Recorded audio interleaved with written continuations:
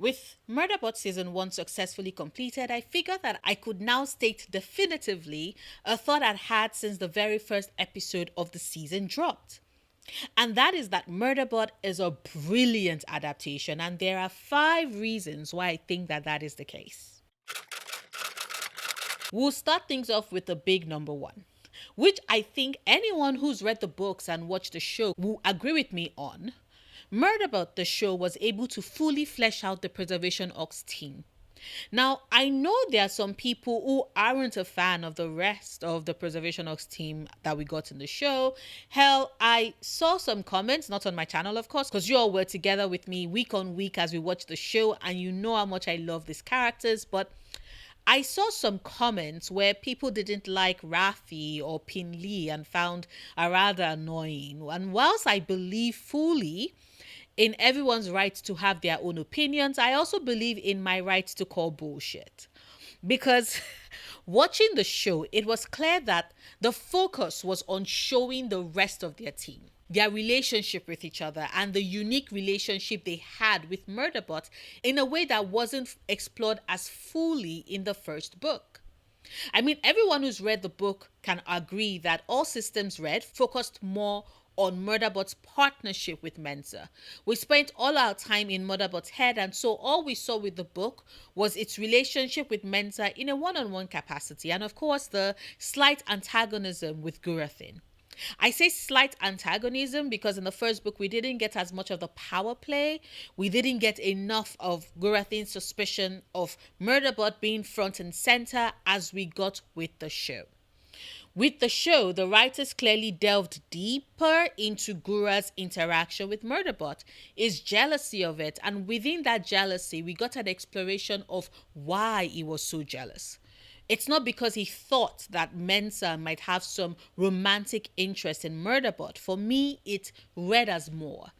Like, Gura was jealous, not of Mensa developing feelings for Murderbot, but of Mensa potentially having him replaced with Murderbot. Having Gurathin's origin placed before us front and center in the first season, having to see him as this ex-addict for whom Mensa was his salvation and hope at the time when he was at his most broken and vulnerable, meant that we got to see their relationship, and by that I mean Gura and Mensa's, by the way. We got to see their relationship as one that's been unequal from the start. There wasn't an actual balance with how they began.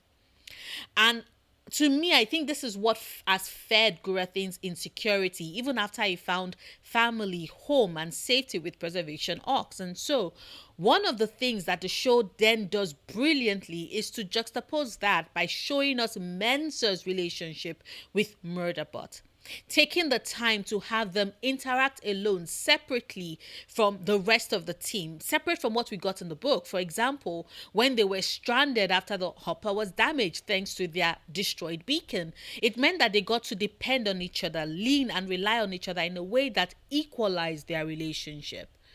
Murderbot has saved Mensa. Mensa has saved Murderbot, and that is an experience that Gura would never be able to relate to, which fuels his insecurity and also, for me, makes his character way larger than life than what we got with him in the first book. Now, I'm sure that there are people on this planet who watched that season and didn't like the extras that was added to Gura's characterization so early on in the first season, but I absolutely loved it, and I think it elevated the show immensely. But it's not just Gura, by the way. Even a radar scene in episode 7 titled Complementary Species is something I really enjoyed, and I went into more details of why in the video I made on how we need to work together to ensure our collective survival. It will pop up at the end of this video. But as I was saying in that video, Arada's strength comes shining through in that episode. I know some people want her to be more of a fighter. They were hoping she would grab the guns and go guns blazing and shoot. But I think her ability to empathize, to see the beauty in something that would otherwise terrify others, to push for the preservation of a sentient species that should be allowed to live and procreate and have their eggs protected is something that no one else in that hopper would have agreed to, with the huge centipede creatures leaving that disgusting sack behind. But where the others saw something that should be destroyed, she saw beauty that should be preserved, and it is her insistence for preserving that beauty that saves her team. Pinley's temperament of being the one after Gurathin who is given to taking note of the details and having a ton of questions and needing clarification on matters and issues on which focused on, being the one that handles the part of the lawsuits that saw the Preservation Ox team being able to get the injunction to save Murderbot and get it back to them on time, is as important to growth as seeing Gurathin come back around with regards Murderbot. Rathi's insistence on considering Murderbot a friend even before the rest of the Preservation Ox team got on board with that is just as important. Like, I know it's easy to write off Rathi as being the butt of the joke within the group, but he is the one whose hunch/instinct have always been right, whether it is to go back to the Deltford team, even though sure he almost got himself killed, but hey, his hunch was right. His insistence of a friendship with Murderbot, him being able to immediately spot Seki across the room. Rathi is not only the beating heart of the Preservation Ox team, but also the beating heart of his brief relationship with Arada and Pinley, and the beating heart between the Preservation Ox team and Murderbot. Even Bharadwaj being given the time to break down into heightened moments of panic when she remembers how she was almost centipede food or when she was almost shot by Lebibi, all adds to both her characterization and the rest of the team. These aren't a hardened group of survivors. They are scientists who are on an expedition that goes disastrously wrong and are saved by virtue of them working together, and the security unit who grudgingly keeps stepping up for them even though it would rather be watching its favorite show. And speaking of Lebibi, the second reason why Murderbot is such a brilliant adaptation has to do with the secondary characters that are introduced to the show, who are show-only additions, and how the writers did a brilliant job with them. As someone who watches a ton of adaptations, because a lot of my favorite stories keep getting adapted, the one thing that I know a lot of fellow fans have complained about is the insistent need for showrunners and writers who, in their desperation to put their own stamp on the work so that it's uniquely theirs, introduce new characters that end up taking the shine, sometimes away from the main characters, all for the sake of added drama or plot. We don't get that with Murderbot. Each of the show's additions all add to the story in a way that further heightens the relationship of the core group, in a way that makes the Preservation Ox team still central to the story.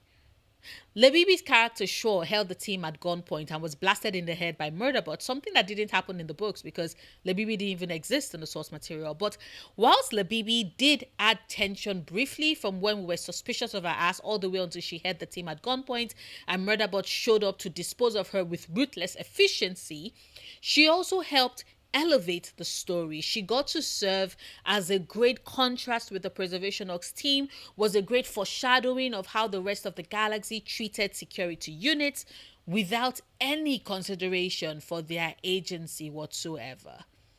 Her conversation with Bharadwaj and Gurathin, where the former paints her a picture of how life is like on the Preservation Alliance, shows how vastly different life is for them and why the Preservation Ox team and by extension the rest of the Alliance are outliers. But outliers who are mocked and not taken seriously by others who are more aligned with the corporation rim and its philosophy of open, unregulated capitalism serving capitalist interests. Hell, even how things played out in the last episode with all the secondary characters introduced before Murderbot is reunited with the rest of the team are all variations of people with Lebibi's philosophy, and how they interact with security units like Murderbot comes very clearly. They all serve the plots and hammer the point home.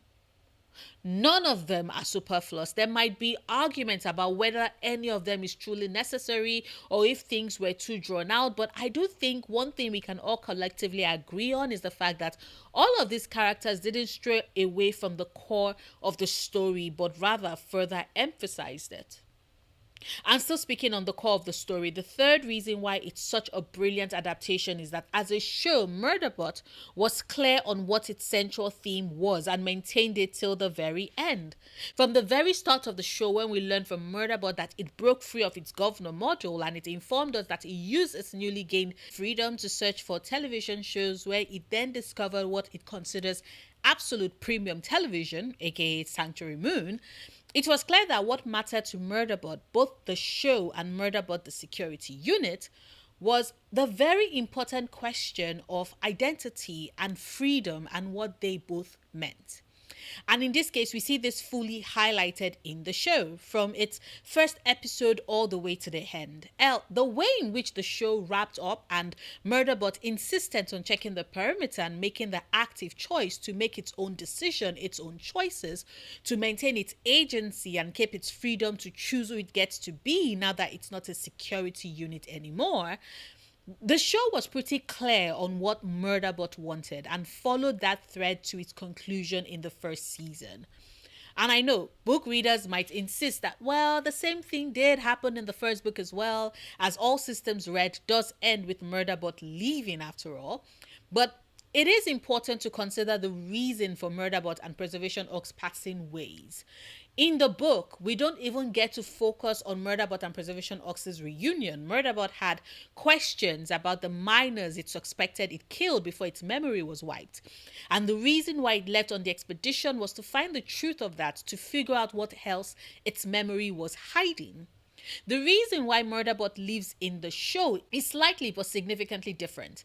Because whilst the show does show its fractured memories, that was never Murderbot's focus whilst the season aired.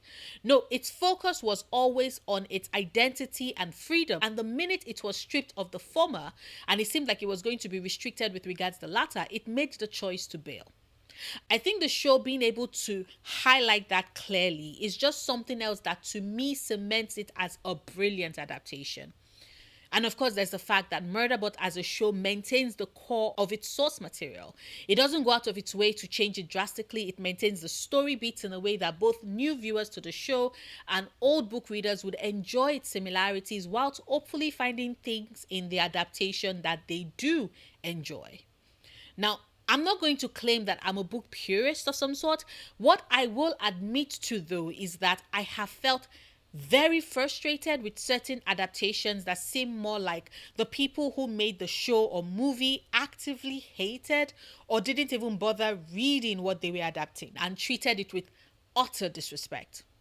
I don't think anyone who's watched Murderbot, even if they are book readers who didn't actually enjoy the show, I don't think anyone can make the claim that Murderbot as a show was in any way disrespectful of the source material.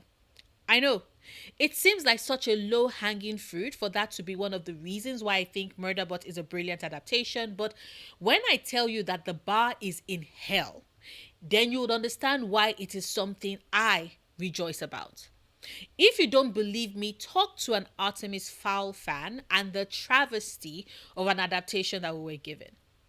And finally, I really think that the way Murderbot goes on to set the stage to show just how depraved Corporation Rim is and how they are the very antithesis for Murderbot and Preservation Ox is quite brilliant. Like, sure, those who've read the book knew and were fully expecting the Delt 14 meeting disaster, and that clearly someone in Corporation Rim did collect some kickback to keep Grey Chris's presence on the planet hidden from Preservation Ox and Delt 4. But including Labibi and using her to shine a light on the stringent hold that Corporation Rim has on people, even down to having to pay to gain permission to have a child, says a lot. The speed with which they wanted to dissolve Murderbot, the inability to even comprehend Preservation Ox's loyalty to their security unit, to its memories and its personality, their inability to even consider that a security unit would have that, it's all a foreshadowing of things to come, yeah. But the fact that we already got the peek into it in the first season just makes me so goddamn pleased, and I'm beyond the moon thrilled that we are getting season 2. There are so many books and short stories within this series to make for a very compelling story. And from how well Murderbot as a show revealed to us its in-depth understanding of its own themes, I know that the rest of the books are definitely in good hands. But that's just me. Of course, I would as always love to hear your thoughts. Are you looking forward to Murderbot season 2? Which of the Murderbot books are you most excited to see adapted? Drop it in the comments so we can collectively light candles that we get many more seasons of this brilliant show. If you watch this far and haven't hit the like button yet, please consider doing so right now. Share this video if you want to support me on Patreon if you can. And until tomorrow's video, do remember, obsessing over the things you love, perfectly valid coping mechanism.